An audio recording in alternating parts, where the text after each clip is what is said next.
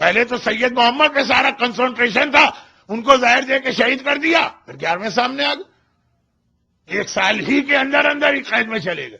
کہا کوئی اولاد تو نہیں ہے؟ کہا نہیں اولاد کوئی نہیں، سیٹسفائی ہو گئے، کہا ان کو جیل میں ڈال دو۔ اب ہم 12ویں کو روکیں گے، ایک ہی طریقہ ہے کہ جیل میں چلے جائیں، اولاد تو ہے نہیں ان کے پاس، چنانچہ یہ میری جیل میں مر جائیں گے اور 11ویں پر امامت ختم ہو جائے گی۔ لیکن وہ مکر اللہ واللہ خیر الماکرین، اسی قید خانے میں ایسا انتظام ہو گیا کہ 12ویں کی ولادت ہو گئی۔ جیسے ہی عباسی خلیفہ کو پتا چلا، اسے اس دن نہیں پتا چلا، اسے 1 ہفتے بعد پتا نہیں چلا، اسے 1 سال بعد بھی پتا نہیں چلا، 11ویں نے اپنی بیوی نرجس اور اپنے بیٹے 12ویں امام کو زمین کے نیچے اس انڈر گراؤنڈ قید خانے تہ خانے یا سرداب میں رکھا جو آج بھی سامرا میں موجود، اور وہاں کسی کو نہیں جانے دیتے۔ ایک سیقل نام غلام جاتا ہے، ایک کنیز جاتی ہے بس، اور یہ جناب حکیمہ خاتون۔ 5 سال لگے یہ خبر سامنے آنے میں۔ جیسے ہی عباسی خلیفہ کو پتا چلا، ارے تم تو سمجھ رہے تھے کہ 11ویں پہ امامت ختم ہو رہی ہے، 12واں پیدا ہو کے بڑا بھی ہو گیا، وہ گھبرا گیا، کہا 12ویں سے تو ہم بعد میں ڈیل کریں گے، 11ویں کا تو خاتمہ کر دو، یہ تو ایک چیپٹر کلوز ہو جائے، پھر ہم دیکھیں گے 12ویں کو کس طرح ڈھونڈا جائے۔ یہ تاریخ میں ہر ہفتے عباسی خلیفہ کی CID 11ویں امام کے گھر پہ چھاپا مارتی، ریڈ ہوتا، گھر کے تمام افراد کو بائی فیس دیکھا جاتا یہ کون، جینٹس کے لیے جینٹس آتے ہیں، لیڈیز کے لیے لیڈیز آتی، اور جو لیڈیز CID آتی ان کے ساتھ لیڈی ڈاکٹرز آتی ہیں جو ایک ایک خاتون کا میڈیکل چیک اپ کرتے ہیں، یہ پریگننٹ تو نہیں۔ یہ پوری تاریخ ہے جس کے پڑھنے کا وقت نہیں ملتا ہے، اور آج تو وقت اور کم ہو گیا۔ لیکن خلاصہ یہ کہ جب پتا چلا کہ ولادت بھی ہو گئی، 5 سال کے بھی ہو گئے، لیکن باوجود یہ کہ مسلسل ہماری فوج کے ریڈ ہوتے رہے، وہ کبھی بھی پتہ ہی نہیں چلا کہاں پہ۔ خالی ریڈ نہیں، خلیفہ کے غلام اور کنیز جو جاسوس ہیں وہ امام کے گھر میں 24 گھنٹے رہتے ہیں۔ غلاموں میں جاسوس اسپائی غلام بھیجے گئے، کنیزوں میں اسپائی کنیز بھیجی گئی۔ عباسی خلیفہ نے کہا کہ 12ویں کو اتنا چھپا کے رکھا ہے 11ویں نے کہ ریڈ ہوتے ہیں تو پتہ نہیں چلتا، کوئی ایکسس نہیں ملتا، اسپائی کنیز گھر میں موجود ہے اس کو پتہ نہیں چل پا رہا، کیونکہ گھر کی کسی خاتون کو بھی نہیں بتایا گیا، صرف ایک حکیمہ خاتون کو معلوم۔ تو جیسے ہی پتہ چلا کہ یہ تو کنفرم ہے کہ ولادت ہو چکی ہے، تو کہا 11ویں کا تو خاتمہ کرو، کہ 12واں سامنے تھا ہی نہیں، پھر اس کو ڈھونڈیں گے آرام سے، کم از کم 2 میں سے ایک امام دنیا سے چلا جائے۔ اور یہ سازش اس ماہ ربیع الاول 260 میں بنائی گئی۔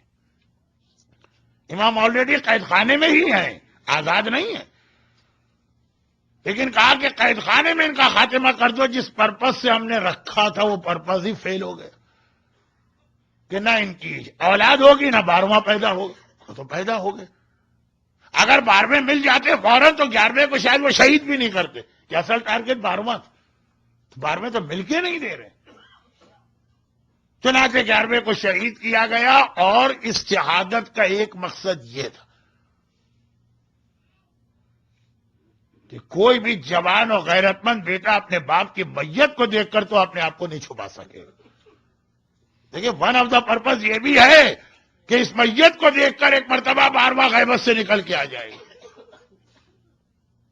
کوئی غیرت مند بیٹا یہ برداشت نہیں کر سکتا، چاہے وہ امام ہی کیوں نہ ہو۔ چنانچہ کربلا میں بھی ہم نے سنا جب حسین نے کہا حل من ناصر ینصرنا، بیمار سجاد غشی کے عالم میں ایک دم اٹھے، تلوار لے کے باہر نکلے، حسین نے آواز دی زینب سجاد کو روک لینا۔ اور یہاں بھی یہ سنا کہ 11واں امام جب پردہ غیبت اس قید میں تھا اور زہر دیا گیا، 12واں تڑپ کے باہر آ گیا تھا، جو اس طرح سے اپنی غیبت میں تھا، اپنے آپ کو 5 سال سے چھپا کے رکھا، تڑپ کے باہر آیا، 11ویں نے واپس بھیجا، بیٹا جاؤ پردہ غیبت میں چلے جاؤ۔ عباسی حکمران کا ایک مقصد یہ بھی تھا کہ غیرت مند امام کا غیرت مند بیٹا ہے، غیرت مند فاطمہ کا غیرت مند وارث ہے، 11ویں کو زہر دے کے شہید کرو تاکہ جب 11ویں کا جنازہ اٹھے گا تو اس وقت یقیناً وہ تڑپ کے آئے گا اور گرفتار کر لینا۔ اور عزاداروں، 12ویں کی گرفتاری کے لیے ماہ ربیع الاول کی شروع تاریخ میں 11ویں کو زہر دیا گیا۔ امام حسن کو 2 ہی حسن ہیں ہمارے پاس، یا حسن مجتبی یا حسن عسکری۔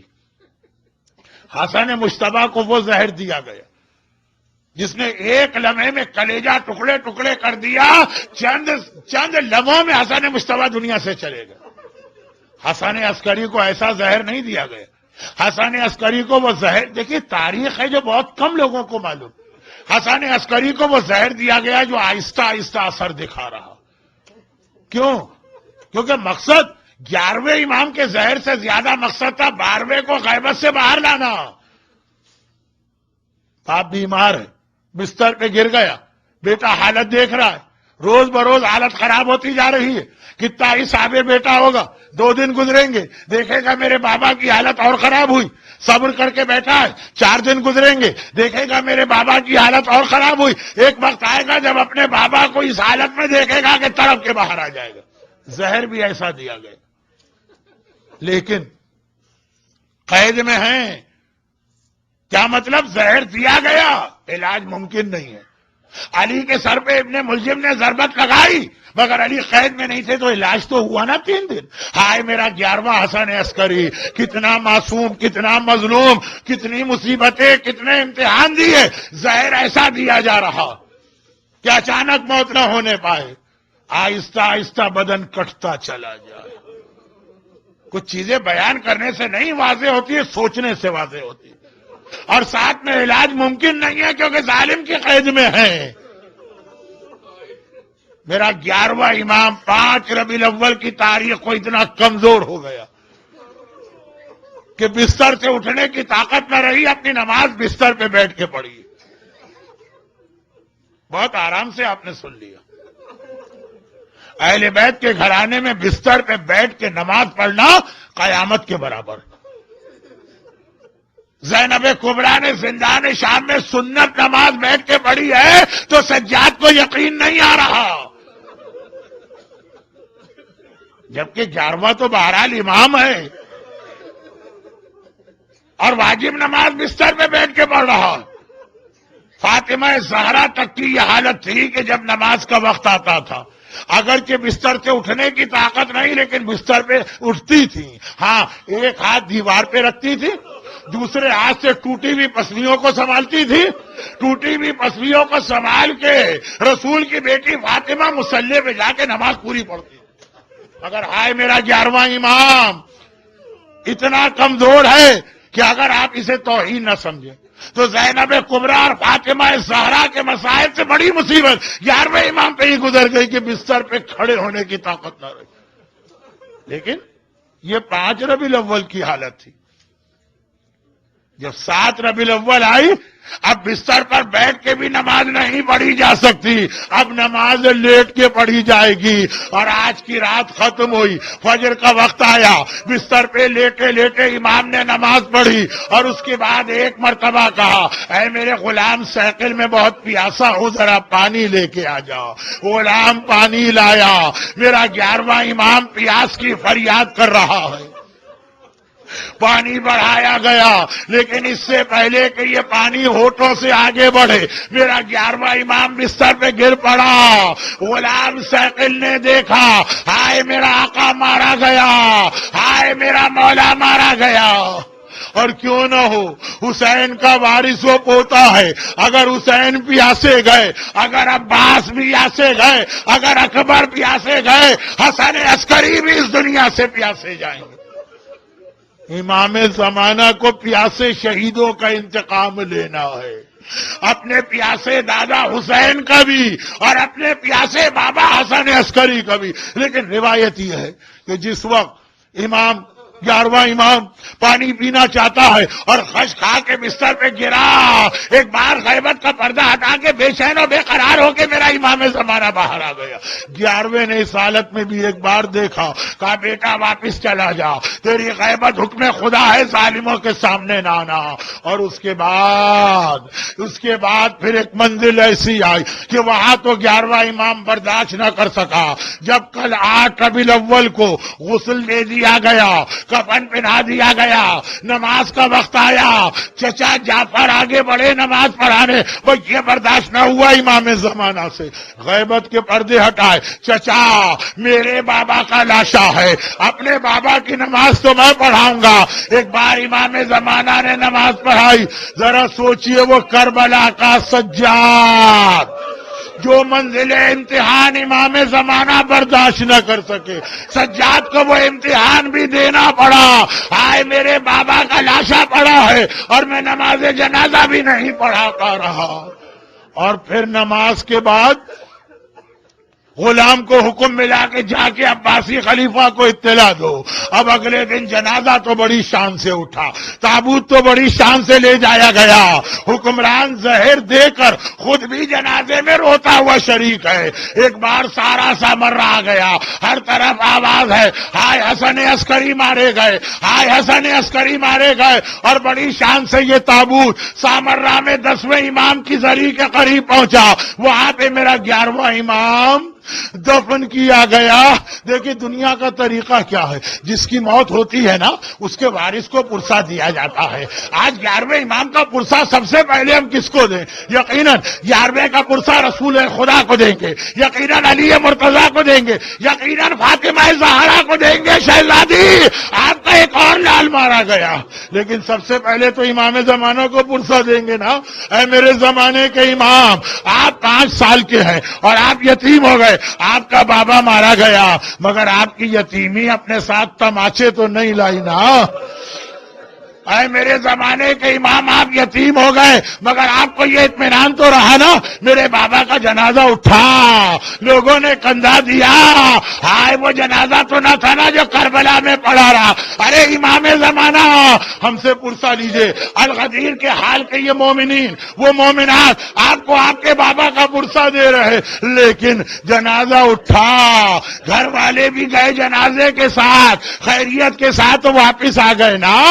ارے کربلا کی طرح کی حالت تو نہ تھی، کربلا والے لٹ پٹ کے مدینے آ رہے ہیں، لیکن کس طرح آ رہے؟ کلثوم کو کہنا پڑ رہا ہے نانا کے شہر اب ہمیں قبول نہ کر، ہم تیرے اندر آنے کے قابل نہ رہے۔ ارے کوئی بی بی فریاد کر رہی اکبر بیٹا تجھے کھو کے مدینے کس طرح جاؤ، کوئی کہہ رہی قاسم لال ارے تیرے بغیر مدینے کیسے جاؤ۔ ہائے رباب کہتی ہے ارے میرے اصغر میں صغرا کو جا کے کیا جواب دوں گی جب صغرا اصغر کو مانگے گی، اور زینب فریاد کر رہی ہے ارے پہلے مجھے نانا کی قبر پہ لے جاؤ۔ عزاداروں 11ویں امام کا تابوت تو بڑی شان سے اٹھا، گھر والے خیریت سے آئے، ذرا زینب سے پوچھئے، قبر رسول پہ پہنچی، ایک مرتبہ کا نانا آپ کی بیٹی شام سے لٹ کے آئی ہے، پہلے حسین کا کرتا پھیلایا۔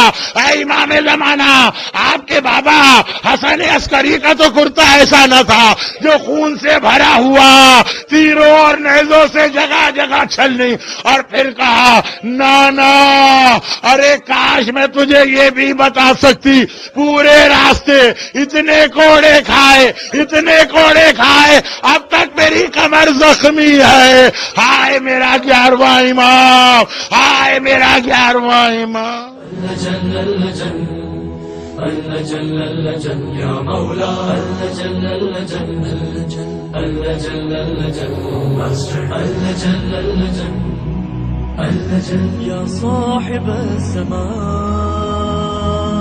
اللہ جل